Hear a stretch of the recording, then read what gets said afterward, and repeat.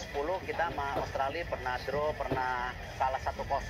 Ini kan tahun 2000 masa nggak maju-maju gitu, iya kan? Berita utama timnas hari ini. Drama AFC dan BFA Bahrain berlanjut, kali ini juga bikin emosi. Tiba-tiba AFC bawa kabar buruk bagi timnas Indonesia. Nova Arianto tanggapi sepak bola gajah timnas Indonesia U17 versus Australia.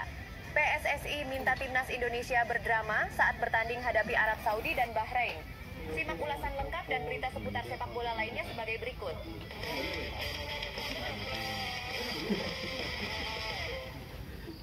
Drama AFC dan BFA Bahrain berlanjut, kali ini juga bikin emosi. Di balik semakin memanasnya drama sepak bola Asia, terselip tipu daya yang seakan dirancang untuk mengelabui Indonesia. AFC yang sebelumnya bersikap dingin terhadap protes PSSI atas insiden kontroversial di laga Indonesia versus Bahrain, tiba-tiba menunjukkan wajah berbeda. Ketika Bahrain meminta FIFA untuk memindahkan venue pertandingan leg kedua kualifikasi Piala Dunia 2026 dari Jakarta ke tempat netral, permintaan itu tegas ditolak FIFA.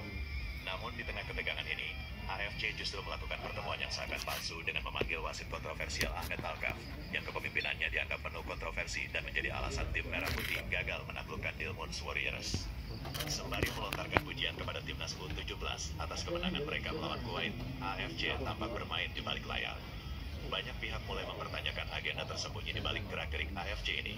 Mengapa sikap yang tadinya acuh mendadak berubah jadi penuh perhatian? Apakah pujian kepada timnas U17 dan pemanggilan wasit Ahmed Alkaf hanyalah manuver untuk meredam protes Indonesia? Atau bisa jadi ini semua adalah upaya licik untuk mempermainkan emosi pendukung tim Garuda yang semakin kritis terhadap kepemimpinan sepak bola Asia? Jika AFC benar-benar berniat serius untuk membenahi kontroversi ini, mengapa sampai sekarang belum ada klarifikasi resmi terkait isu-isu yang membakar semangat supporter Indonesia?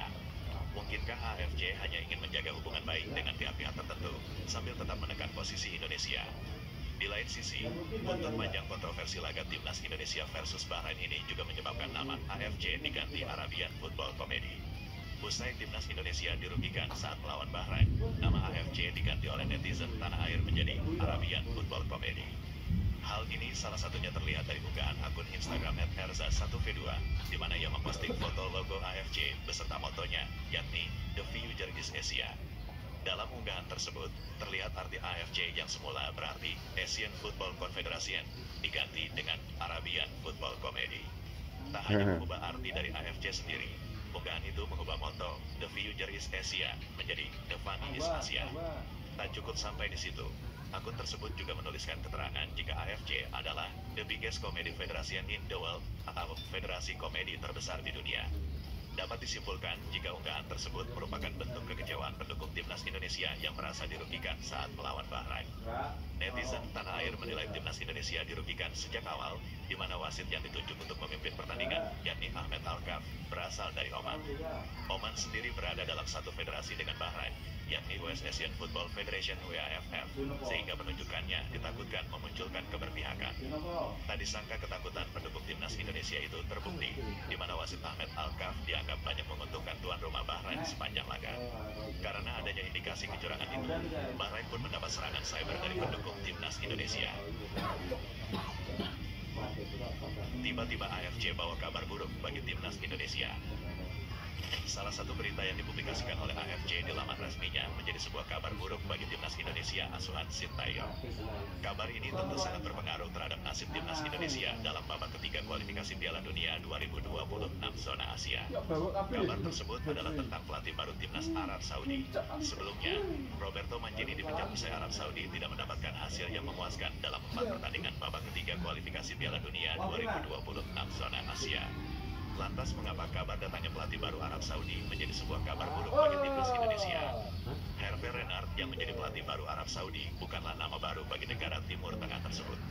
Salah satu prestasi yang kerap diingat dari sosok Hervé Renard adalah ketika dirinya mampu membawa Arab Saudi mengalahkan Argentina pada Piala Dunia 2022 lalu. Tentunya kedatangan Hervé Renard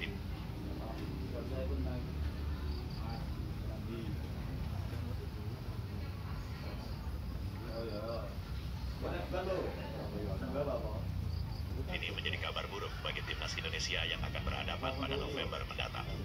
Apalagi Hervé Renard diberikan misi besar untuk membawa Arab Saudi lolos Piala Dunia 2026. Di sisi lain, timnas Indonesia juga sedang mengincar poin kemenangan untuk untuk memastikan diri lolos ke Piala Dunia. PSSI minta timnas Indonesia berdrama saat bertanding hadapi Arab Saudi dan Bahrain. Federasi Sepak Bola Indonesia atau PSSI menginginkan para pemain timnas Indonesia mengikuti cara bermain Bahrain dan Arab Saudi. Exco PSSI Arya Sinulinga mengatakan para pemain timnas Indonesia terkadang harus meniru cara bermain cerdas dua negara itu. Menurut Arya, para pemain timnas Indonesia seharusnya sesekali boleh melakukan drama saat bertanding, seperti mudah jatuh sebagaimana yang dilakukan Bahrain dan Arab Saudi. Hal itu karena drama dalam pertandingan terbukti efektif menguntungkan Bahrain dan Arab Saudi saat melawan timnas Indonesia. Harusnya kita tiru itu Arab Saudi sama Bahrain, sedikit-sedikit jatuh begitu. Kan bisa, jangan bermain terlalu serius, kata Arya. Arya menambahkan bahwa memainkan drama saat pertandingan merupakan hal yang biasa. Menurut Arya, para pemain timnas Indonesia sering bermain terlalu serius. Drama sedikit ya tidak apa-apalah. Kita kan kadang-kadang mungkin jarang dia pemain itu nonton sinetron, jadi dramanya kurang, ujar Arya. Drama yang dimainkan saat pertandingan, lanjut Arya terbukti menguntungkan Bahrain saat melawan Australia. Para pemain Bahrain melakukan drama dengan sering terjatuh tanpa ketahuan wasit bahwa itu disengaja. Bahrain pernah lawan Australia dan menang. Mereka juga saat itu tidak dianulir ketika mereka pemainnya jatuh-jatuhkan. Berarti kita juga bisa, ujar Arya. Diketahui saat ini timnas Indonesia telah mengantongi 3 poin dalam klasemen sementara grup J kualifikasi Piala Dunia 2026 zona Asia lewat hasil 3 seri dan 1 kali kalah. Selanjutnya terdekat timnas Indonesia akan melawan Jepang di Stadion Utama Gelora Bung Karno SUGBK pada 15 November 2024. Selang beberapa hari, timnas Indonesia bakal menjamu Arab Saudi. Cara main cerdas dengan melakukan drama saat melawan dua negara itu bisa saja diterapkan pemain timnas Indonesia. Siapa tahu bisa menguntungkan skuad Garuda dan membawa tim asuhan Sintayong meraih hasil positif. Namun itu hanya sebuah usulan. Tentunya bermain dengan semangat tinggi dan menjunjung sportivitas serta memenangkan pertandingan adalah hal yang diinginkan pecinta timnas Indonesia. Dua pemain Papua Football Academy masuk bidikan 3 klub Liga Austria. Dua pemain dari Papua Football Academy direncanakan akan menjalani tes bersama 3 klub Liga Austria pada bulan Maret. Hal tersebut diungkapkan oleh Direktur Papua Football Academy PFA, Wolfgang Pikal. Pria berusia 56 tahun ini berbicara di hadapan sejumlah petinggi PT Freeport Indonesia, perusahaan yang menyokong pendukung PFA. Pikal memaparkan evaluasi pencapaian dan rencana PFA ke depannya. Salah satu hal yang dipegangan Pikal adalah rencana mengirim pelatih dan pemain luar negeri untuk berlatih sekaligus menjalani tes.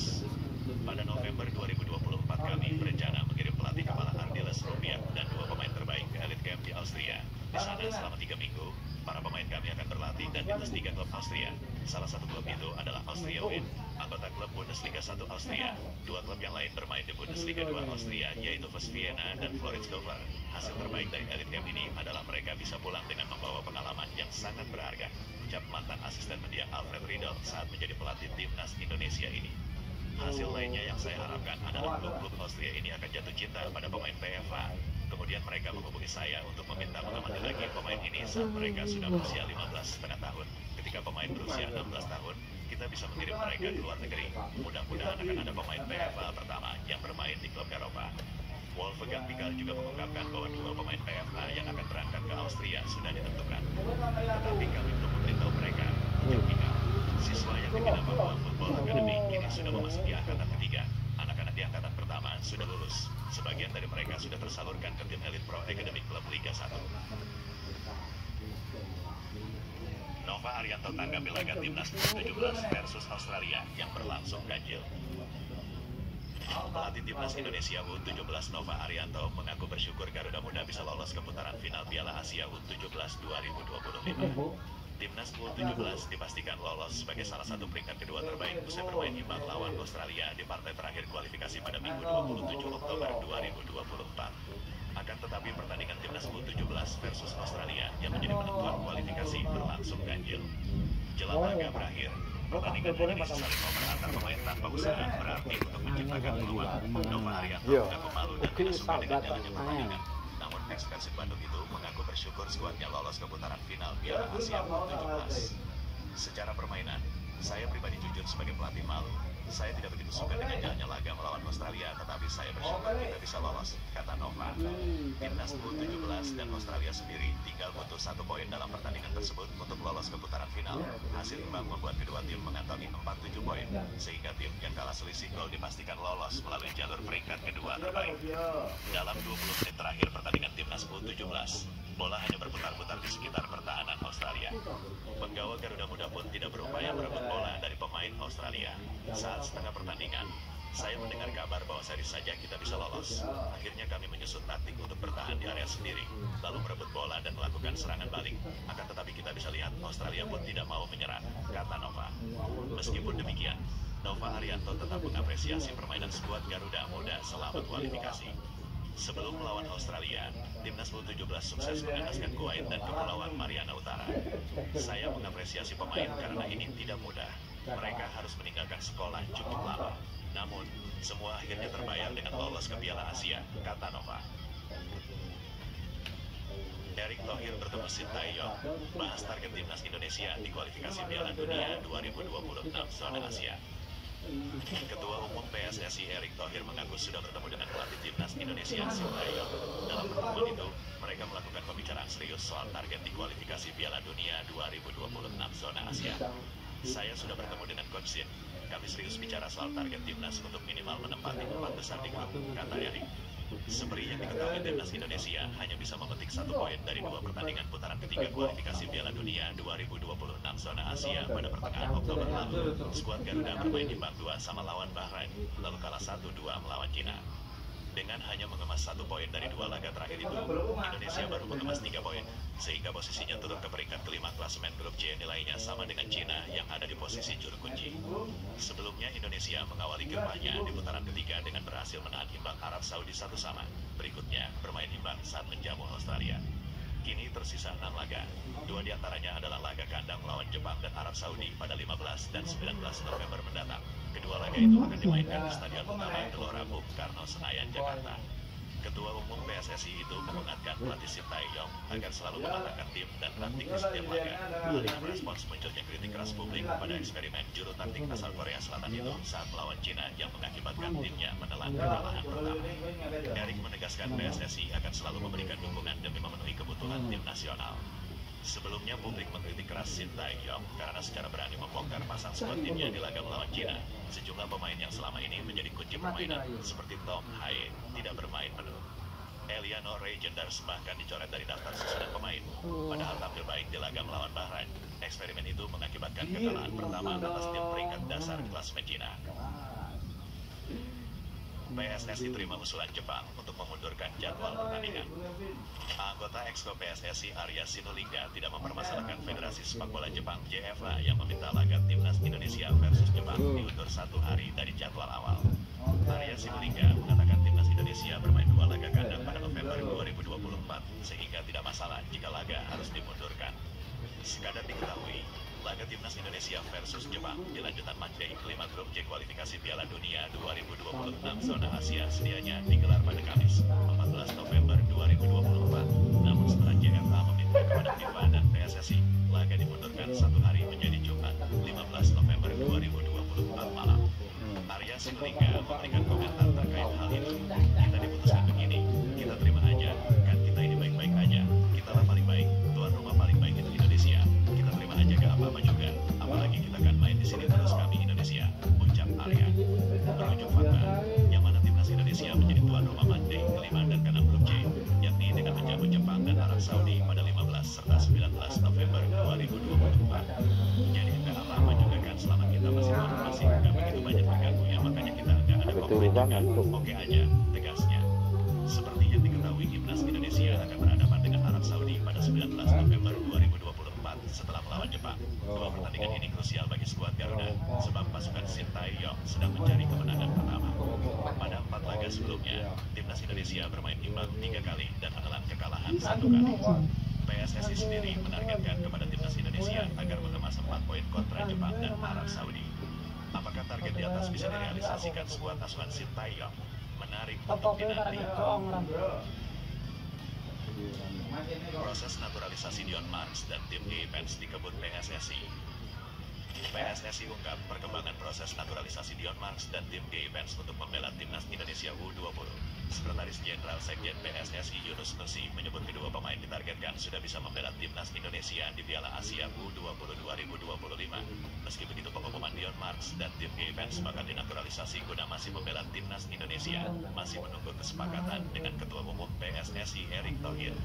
Keduanya baru akan secara resmi diumumkan setelah menjabat tangan Erick Thohir seperti pemain-pemain naturalisasi yang dipastikan bakal bergabung akhir-akhir ini. Sementara prosesnya seperti yang saya sampaikan, setelah jabatan dengan Ketua Umum, baru akan diumumkan secara resmi, kata Yunus Nusi pada Jumat 25 Oktober 2024. Yunus Nusi mengatakan PSSI ingin Marks dan G-Events bisa menambah kekuatan timnas Indonesia U20 yang akan mentas di Piala Asia U20 2025. Ajang itu akan digelar di China pada 6 hingga 23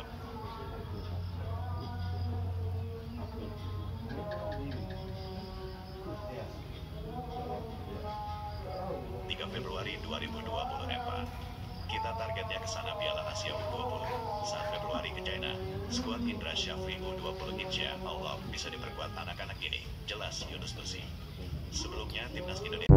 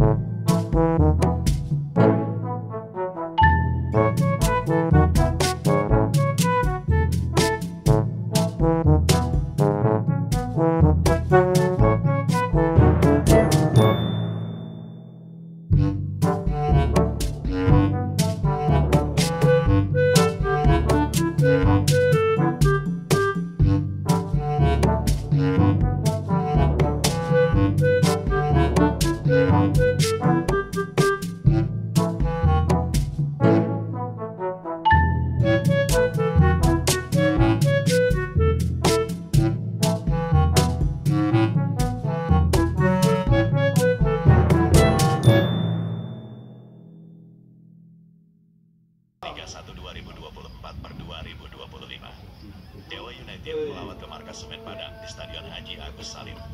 Setelah 90 menit, Dewa United meraih kemenangan telak 8-1 atas tuan rumah. Gol-gol Dewa United dalam laga ini dicetak oleh Egy Maulana Fikri pada menit ketiga, kelima, dan ke-39 serta oleh Alex Martins menit ke-45 plus 3 dan menit ke-87. Septian Bagaskara menit ke-75 dan 90 plus 3 dan Alexis Mesidoro. Kemenangan ini membawa Dewa United naik ke posisi 11 dengan total 11 poin. Kembali ke Egy Maulana Fikri, mantan pemain Lechia Gdansk ini sudah mengoleksi 5 gol dari 8 pertandingan di Liga 1 2024 per 2025. Dibandingkan dengan pemain manapun yang dipanggil dalam skuad timnas Indonesia untuk FIFA Matchday Oktober 2024, koleksi 5 gol Egy Maulana Fikri adalah yang tertinggi. Apakah ini menandakan bahwa Sintayong akan mengandalkannya untuk mengisi posisi winger kanan? Egy terakhir kali bermain sebagai starter untuk timnas Indonesia saat melawan Jepang di matchday terakhir grup D Piala Asia 2023 pada 24 Januari 2024. Dalam pertandingan itu, ia tampil sebagai winger kiri dan bermain selama 73 menit. Setelah 10 bulan, timnas Indonesia kembali bertemu Jepang dalam kualifikasi Piala Dunia 2026 zona Asia. Kini pertanyaannya adalah, apakah pelatih Sintayong akan menjadikan Egy sebagai starter saat menghadapi Jepang di matchday kelima grup C pada Jumat 15 November 2024 malam? Duel dua bintang timnas Indonesia, Tom Haye bantu Almere putus kesialan. Tom Haye ikut terlibat saat Almere City mengalahkan NEC sekaligus memutus kesialan dalam Liga Belanda 2024 per 2025. Almere kebagian jatah menjamu NEC pada pekan ke-10 di Yanmar Stadion dini hari kemarin. Hasilnya mereka membekuk tamu dari Nijmegen dengan skor tipis 1-0. Tom Haye ikut berkontribusi atas kemenangan Almere. Mentas selama 90 menit, gelandang timnas Indonesia itu berperan aktif membantu serangan Almere. Haye tercatat melepaskan 3 tembakan. Catatan lainnya, Haye membuat 1 umpan kunci. NEC juga punya pemain timnas Indonesia, yakni Kelvin Verdong. Dia masuk pada babak kedua untuk menggantikan Brian Pereira. Duel pilar skuad Garuda pun berujung senyuman bagi Haye. Almere sendiri perlu waktu 79 menit untuk membuka keunggulan. Gol tuan rumah berawal dari tembakan Thomas Robinet di sisi kanan kotak penalti. Kemudian bola hasil sepakan dia mengenai kaki gelandang NEC. Thomas Thomas Owejan dan berbelok masuk ke gawang. Alhasil itu dihitung sebagai gol bunuh diri. Skor tak berubah sampai wasit meniup peluit akhir pertandingan. Berkat hasil positif kontra yang isi, Almere mencicipi kemenangan perdana di Liga Domestik musim ini.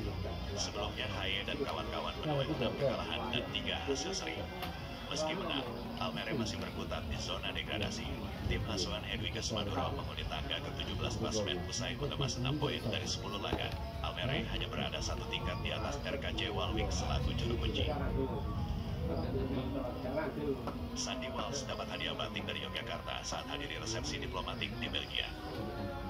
Pemain timnas Indonesia, Sandy Walsh menerima hadiah batik dari Gubernur Yogyakarta. Hadiah tersebut diterimanya saat memenuhi undangan Kedutaan Besar Indonesia untuk menghadiri resepsi diplomatik di Belgia. Resepsi diplomatik merupakan kegiatan yang dilakukan perwakilan Indonesia di luar negeri untuk meningkatkan citra serta memperkenalkan budaya negara. Sandy mengakui ini merupakan kali pertama dirinya diundang ke acara tersebut. Baik timnas Indonesia itu datang bersama dengan sang istri, Aislinn Koni, ke acara itu. Sandy dan istrinya menikmati berbagai hidangan khas Indonesia serta pertunjukan budaya yang disajikan dalam acara resepsi diplomatik itu. Sangat tersanjung dan bahagia saya diundang oleh duta besar pertama kali di resepsi diplomatik. Bertemu dengan banyak orang luar biasa, kata Sandy.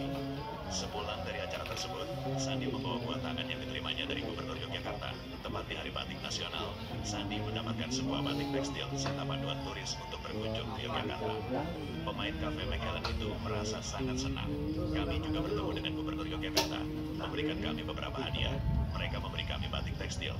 Jadi beritahu kami apa yang harus dilakukan. Apakah membuat seperti ini? Atau celana batik, atau sarung. Saya juga menerima Yogyakarta Turis Information. Saya akan sangat menikmati jika mengunjungi Yogyakarta, ucap pemain timnas Indonesia tersebut.